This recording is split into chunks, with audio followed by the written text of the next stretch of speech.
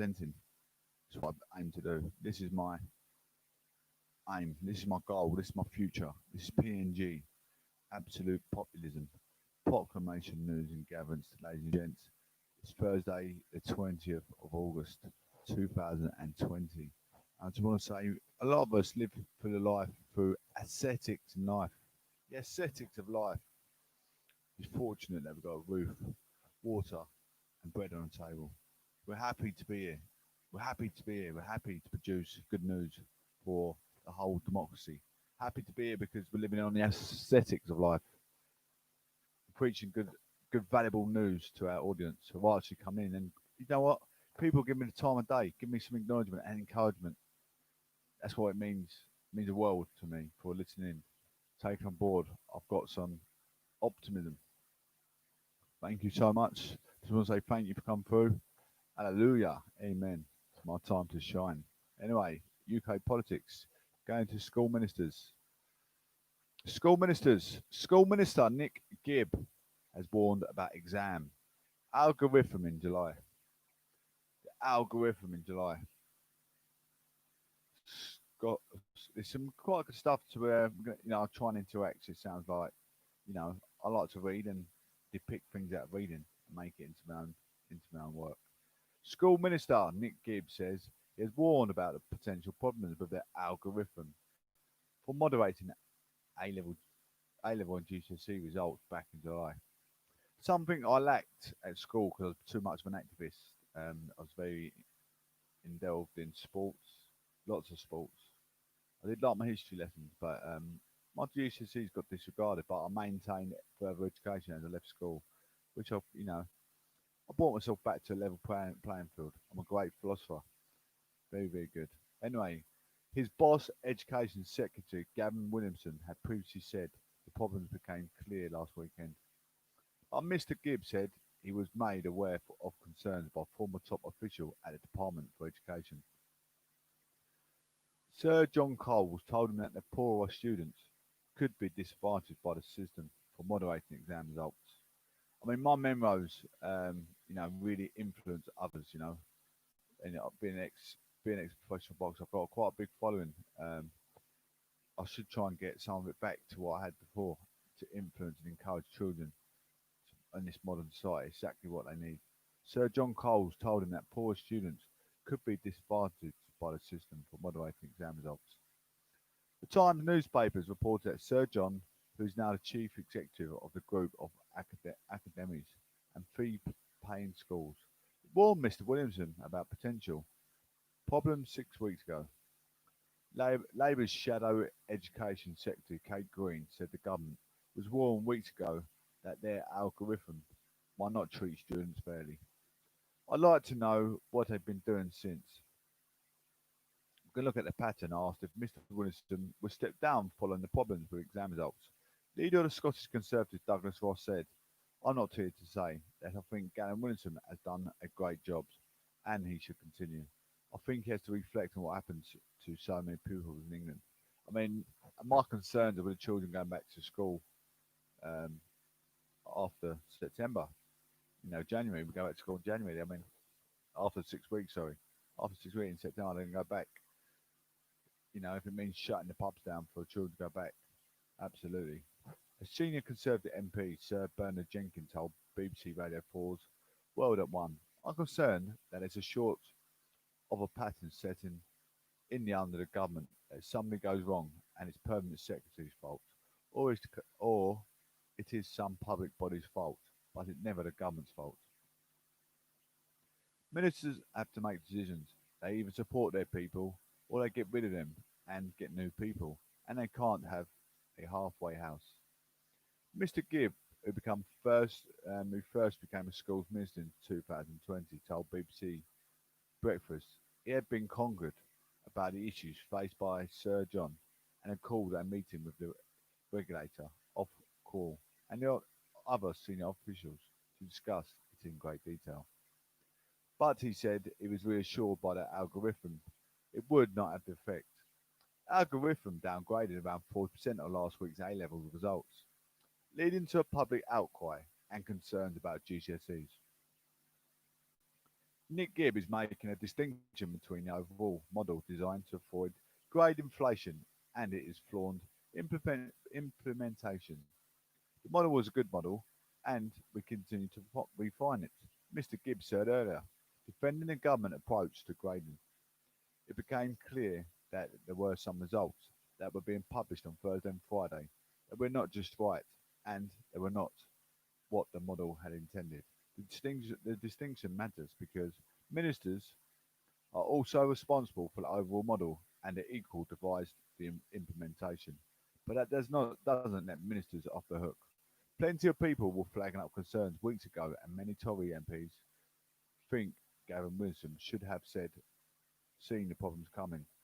I mean, any of you guys as parents, aunties, uncles, witnessing your children, kids, nephew, nieces, downgrading their education because of this situation, not being at school, missing out absolutely. The parents ain't being parenting enough or educating them.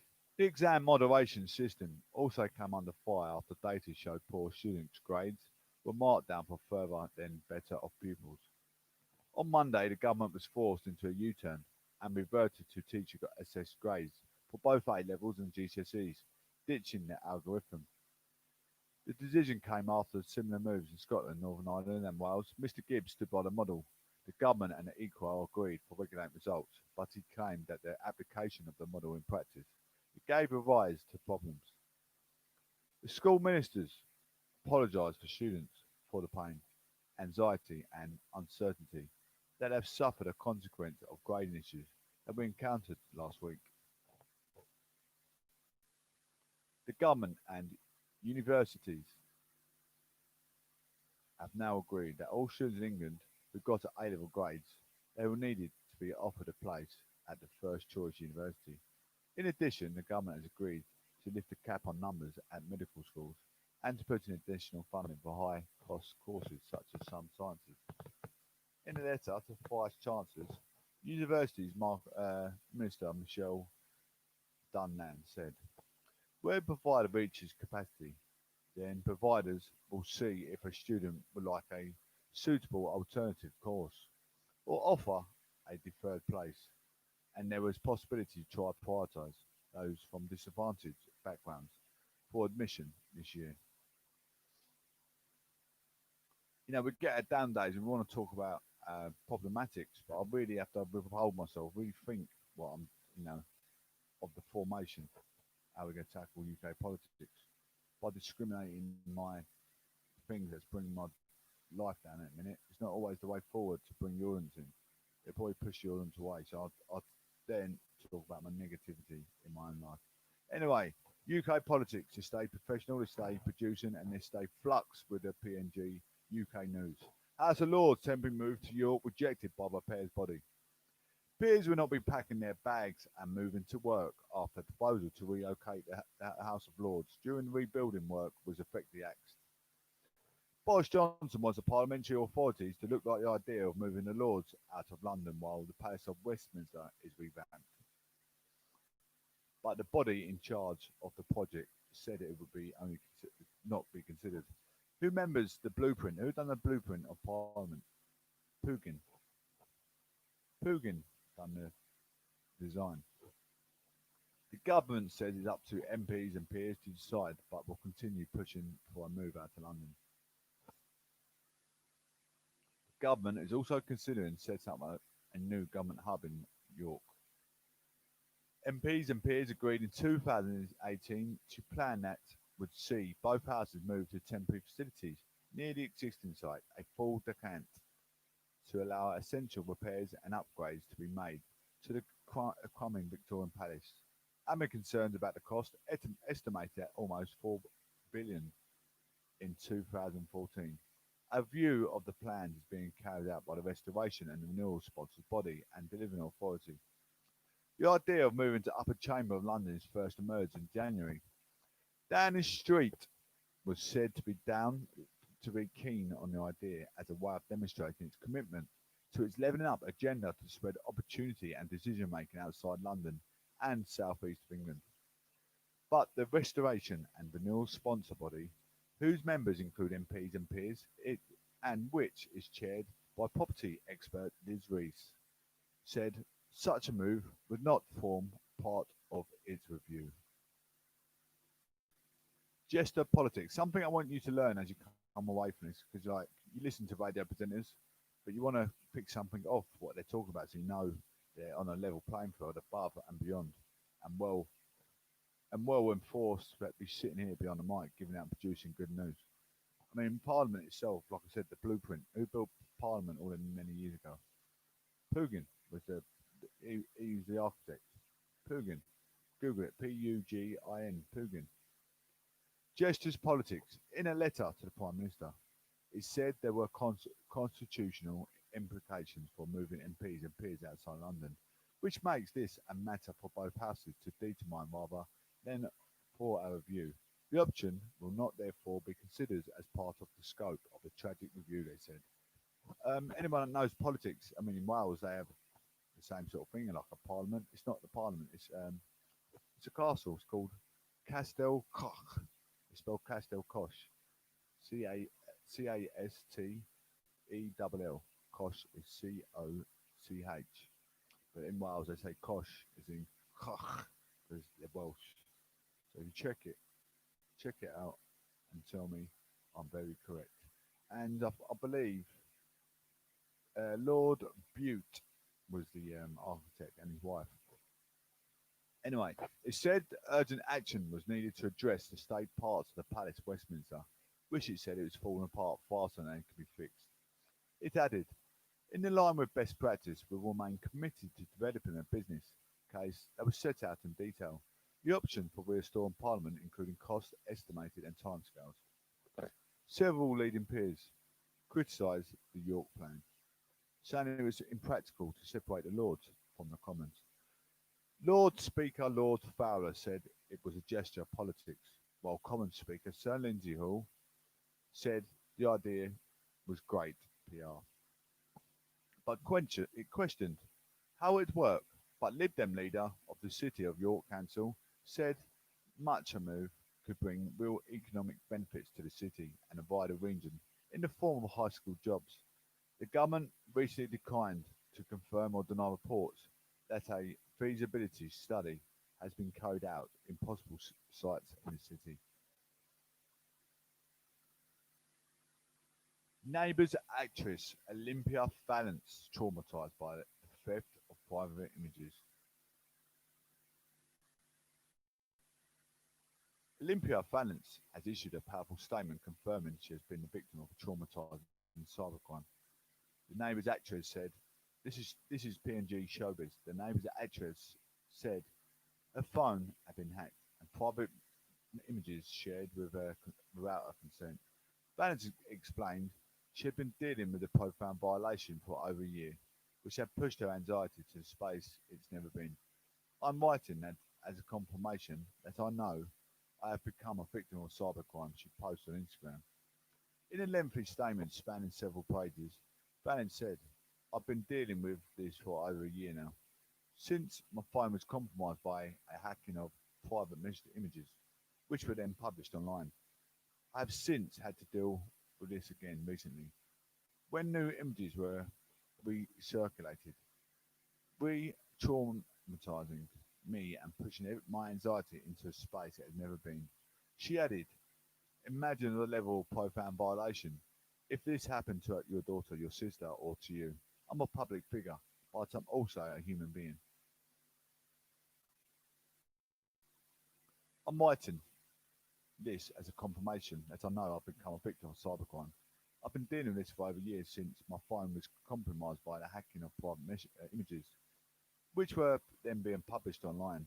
I've since had to deal with this again recently, when new images were recirculated, re-traumatizing me and pushing my anxiety into space it has never been. Imagine yourself being in the spotlight, and this happens on a daily basis on these people that are in the paper, like they're the face, they're the models, they're the future, they're the actors. They're making all they're trying to do is paint a good picture to children being an actor. Anything in life, giving you a bit of comedy, giving you a bit of action, whatever it is they do.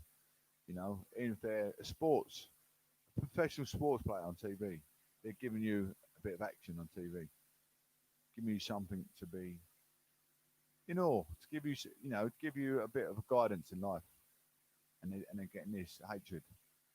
They're still normal human beings with a life behind the screen, a life behind the newspaper, and they're getting discriminated unfairly.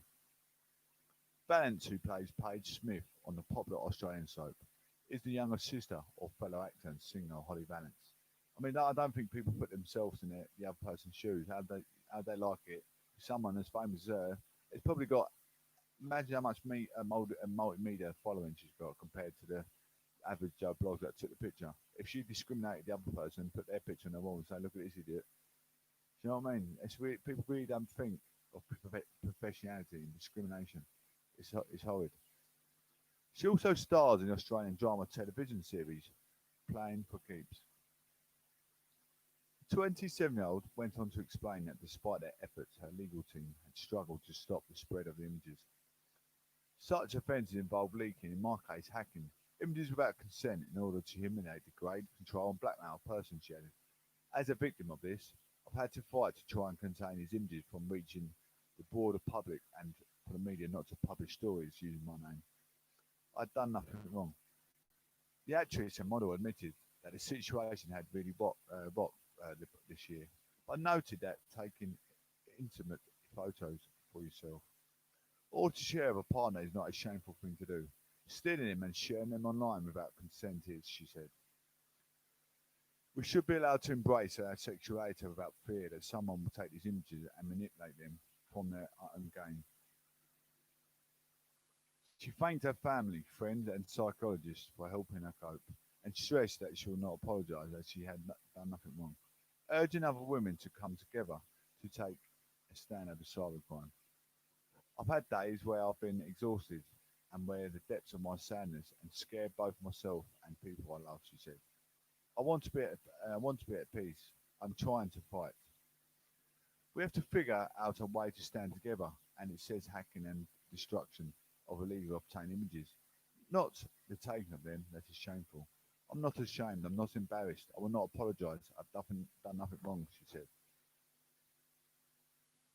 It's absolutely horrifying, isn't it? It's horrifying for these young women. I say young women, she's maybe not too much younger than me, but you know what I mean. I'm a young man.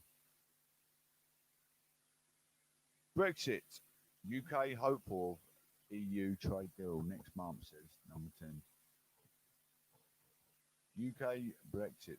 UK still believes it can agree a post-Brexit deal within the EU next month, according to Downing Street. This is news what we've all been waiting for, isn't it? Everyone's been looking forward to when the Brexit can happen. Is it still going to happen? When, where, how, and why? Maybe we'll get into that in the next few minutes. The PM spokesperson said the UK negotiators would continue to plug the gaps. When talks entered the seventh round in Brussels on Wednesday, the two sides remain divided over competition rules, fishing rights, and how a deal would be enforced. I mean, we had the other day, didn't we? China blowing the Australian fishermen boat out of the water. The UK has ruled out extending the December deadline to reach an agreement. This week's talks are the last scheduled negotiating round ahead of the autumn, although both sides have previously said the talks will continue to September. EU chief negotiator Michael Barnier had dinner with the UK counterpart David Frost on Tuesday evening, with talks to conclude on Friday. On Tuesday, ahead of talks with Schuman, a European Commission spokesman said a deal would need to be agreed by October at the latest. Mr. Barnier has said agreement is required by this date so it can be ratified before the UK's current post-Brexit transition period ends in December. We're on front bench politics, ladies and gentlemen. Absolute populism at the moment. This is what you need to be updated with every day. After the last negotiation round in London, he accused the UK of not showing a willingness to break the deadlock. Over difficult issues, Mr. Frost said the EU offers to break the deadlock had failed to honour the fundamental principles, which we have repeatedly made clear. But he said the UK, which is far from insisted on a series of separate deals in different areas, was also willing to consider a simpler structure for an agreement. He added that the EU had shown a pragmatic approach over British demands to limit the role of the European Court of Justice after transition period ends. Compromise on both sides are inevitable if a deal is to be struck, but don't expect breakthroughs this week. For now, much of Europe is still on holiday or dealing with the coronavirus crisis. Boris Johnson is also busy dealing with the fallout from the exams the EU term. The EU wants to deal, but they're keenness for an arrangement, even a thin one, doesn't mean they'll settle for a deal at any price. France are jumpy that Michael Barnier may be seen to be be so keen to be seen and get a deal done with UK this autumn that he could be tempted to give away too much. Meanwhile, the German Chancellor Angela Merkel repeats over and over that the EU won't agree to do anything if it believes it would damage its single market. The EU believes Mr Johnson needs to show he can reach a deal, especially after controversies surrounding the government initial handling of COVID-19. But the politics of compromise shouldn't be underestimated. Compromise can be found, but if it comes, it is likely to be last minute around October time. The EU thinks a deal is still more likely than no deal, but only just.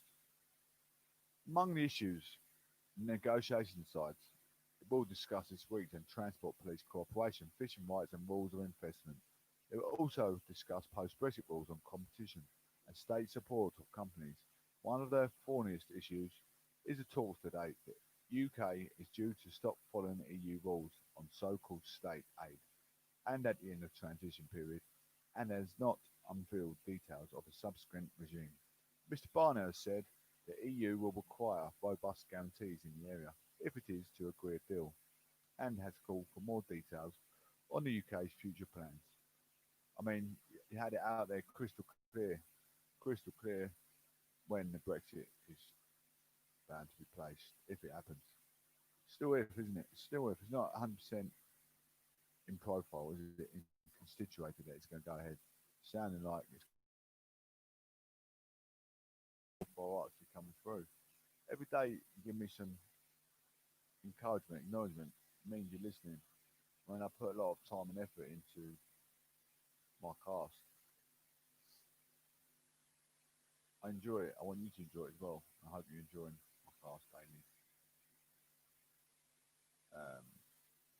Coronavirus easing out in Scotland in charge went in Parliament over Scotland. Coronavirus in Scotland, gyms and swim pools to reopen on 31st of August. Gyms, swim pools and indoor courts will be able to reopen from the 31st of August. Nicola Sturgeon has announced the First Minister told Holyrood she was bringing forward to reopen at the facilities, which were previously expected to open in mid-September. She said it meant people aged 12 and over could take part in non-contact activity in places such as dance and gymnastic studios. Young children will be able to take part in the activity. The move has widely welcomed by the sports and fitness industry, which had become increasingly vocal in its call to allow gyms and pools to open safely. Scottish Swimming said it has shared a guidance on the safety of open the pool operators, but warned not all of them were likely to reopen on 31st of August. Anytime Fitness, who runs gyms across the UK, said it was delighted to get the go-ahead and will allow in Scottish gyms to reopen when they were fully compliant. Government guidelines, next steps. In a statement ahead of the First Minister's questions, Ms Sturgeon said more restrictions are due to be lifted on the 14th of September. They would see sports stadiums, theatres and live music venues reopen with social distancing, limited on capacity and enhanced hygiene. Indoor contact sports for people aged 12 and over could also return. And the limits of number of weddings and funerals could be relaxed, though it would still be subject to some restrictions. However, I must stress these possible changes are at the stage to indicative only, Mr. Sturgeon said. Indicative.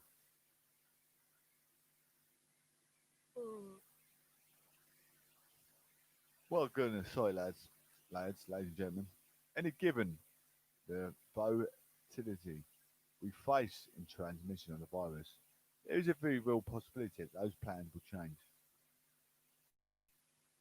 Ms Sturgeon has also announced that the police will be given powers to break up any dispersed house parties. She said to the Scottish Parliament that 77 new cases of coronavirus have been recorded in the past 24 hours. This is the highest number of daily cases in 3 months, she said. 27 of those positive tests can be linked on the outbreak in Cooper Angus, and there are 12 cases in Crbyn, and Aberdeen remains locked down. Ms Sturgeon told the MSPs that Scotland remain in a phase 3 and a lockdown is in process, and that this may not change in the next review in 3 weeks' time. For Scotland to move into phase 4, she said, the ministers would have to be satisfied that the virus is no longer considered a significant threat to public health. And she said that the latest figures show that this is definitely not the case. The minister added that the government was not setting a date for reopening of essential call centres and offices. A full return to working in the office would significantly increase the risk of transmission, she wrote. For now, working from home remains the default position, she said. The impact it would make the community transmission would make it difficult to keep schools open, Mr. Sturgeon added. A priority is to enable children to be safely back at school, she has said. Hello, birthday girl. How you doing now? Just going in the last bit, I'm going to be all yours. Mr. Crbyn. We've got Mr. Crbyn inside the PNG today. Crbyn. Jeremy Corbyn ministers have heard immunity strategy for coronavirus. Government has heard immunity strategy that start a coronavirus pandemic to tackle the outbreak. Jeremy Corbyn has claimed. The former Labour leader said he had the briefing at the Cabinet Office and was given a lecture about the plan. Mr. Crbyn claimed allowing people to die was the absurd official policy at the time, but the government said it is categorically wrong to suggest herd immunity was its aim. Did herd immunity change the course of the outbreak? The government gave regular briefings to opposition leaders at the start of the pandemic. Mr. Crbyn stood down as Labour leader in 4th of April when Sir Keir Starmer won the contest to replace him. Eugenic formulas. In an interview with the left-wing magazine Tribune, the World to Win podcast, Mr. Crbyn said he and Labour's Shadow Health Secretary John Ashworth had been given an update of the coronavirus outbreak by officials. He told the podcast, I distinctly remember John Ashworth and was going to a meeting at Cabinet Office where we go to a lecture about the herd immunity. The last time I discussed the herd immunity has been when I worked on the pig farm 40 years ago. It was absurd that you be up herd immunity by allowing people to die. And so, while the government was going into eugenic formulas of discussing all this stuff, they were making adequate preparations. Mr. Ashworth declined to comment on the meeting, which was held under Privy Council rules, meaning and participants are not meant to discuss what was said. Herd immunity was discussed by the government's chief scientific advisor, Sir Patrick Vallance, at a press conference on the 12th of March, 11 days before UK-wide lockdown was imposed. He said it's not possible to stop everybody getting it, and also actually not desirable, because you want some immunity in the population. We need immunity to protect ourselves from this in the future. But the government has persistently denied herd immunity, which is ever its official strategy handling the pandemic, and denied by Mr. Corbyn's claims. The government spokesperson said our goal is to reduce the impact of coronavirus, protecting the most vulnerable and ensuring the NHS and social care system has capacity to cope, while leading the world's scientific research into therapeutics and a vaccine. This is an unprecedented global pandemic. Our strategy was clearly set out and guided at every stage by the advice of the scientific experts. The spokesperson added, our response ensured the NHS was not overwhelmed even if it was at the virus peak. so that everyone was always able to get the best possible care. Ladies and gents, P&G, Proclamation and Gatherence. Hopefully we're going to get rectified. Hopefully people will actually come in more frequently, sharing my news, updates daily, with being more flux with news. Oh my goodness. We've got to go. Have a wonderful evening, ladies and gents. Thursday evening. I'm going to say take care. God bless. One love. Speak soon.